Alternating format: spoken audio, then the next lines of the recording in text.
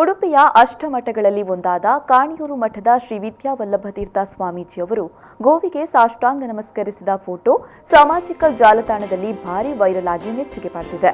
ಸ್ವಾಮೀಜಿಯಾಗಿ ದೀಕ್ಷೆ ಪಡೆದ ಸನ್ಯಾಸಿಗಳು ದೇವರು, ತಾಯಿ, ಗುರು ಹಾಗೂ ಗೋವು ಹೊರತು ಇತರರಿಗೆ ನಮಸ್ಕರಿಸುವ ಕ್ರಮವಿಲ್ಲ. ಕಾಣಿಯೂರು ಮಠದ ಶ್ರೀ ವಿದ್ಯಾವಲ್ಲಭತೀರ್ಥ ಸ್ವಾಮೀಜಿಯವರು ಮಠದ ಪಟ್ಟದ ದೇವರಾದ ಯೋಗ ನರಸಿಂಹ ಮತ್ತು ಶ್ರೀ ಕೃಷ್ಣದೇವರಿಗೆ ಪೂಜೆ ನೆರವೇರಿಸಿದ ನಂತರ ಗೋಪೂಜೆ ಮಾಡಿ ಗೋವಿನ ಕಾಲೆರಗಿ ಸಾಷ್ಟಾಂಗ ನಮಸ್ಕಾರ ಮಾಡೋದು ಶ್ರೀಗಳ ನಿತ್ಯ ದಿನಚರಿ. ಅದರಂತೆ ಇತ್ತೀಚೆಗೆ ಸ್ವಾಮಿಗಳು ಗೋವಿಗೆ ಸಾಷ್ಟಾಂಗ ನಮಸ್ಕರಿಸಿದ ಫೋಟೋ ಸುಧೀರ್ ಭಟ್ ತಮ್ಮ ಮೊಬೈಲ್ನಲ್ಲಿ ಸೆರೆ ಹಿಡಿದಿದ್ದು, ಇದು ಜಾಲತಾಣಗಳಲ್ಲಿ ವೈರಲ್ ಆಗಿ ಮೆಚ್ಚುಗೆ ಪಡೆದಿದೆ. ಗೋವಿನ ಬಗ್ಗೆ ವಿಶೇಷ ಪ್ರೀತಿ ಇರುವ ಶ್ರೀಗಳು ದೇಸಿ ತಳಿಯ ಗೋವುಗಳನ್ನು ಸಾಕ್ತಾ ಇದ್ದು, ಇವರ ಹಿಂದಿನ ಪರ್ಯಾಯ ಅವಧಿಯಲ್ಲಿ ಕೃಷ್ಣ ಮಠದಲ್ಲಿ ಪ್ರಥಮ ಗೋ ಸಮ್ಮೇಳನವನ್ನು ಕೂಡ ಆಯೋಜಿಸಲಾಗಿತ್ತು.